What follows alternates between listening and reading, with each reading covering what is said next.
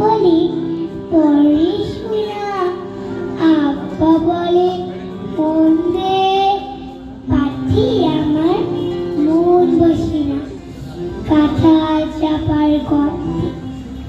আমার কেবল ইচ্ছে জাগে নদীর কাছে থাকতে, নকুল ডালি লুকিয়ে থেকে পাখির মতো ডাকতে।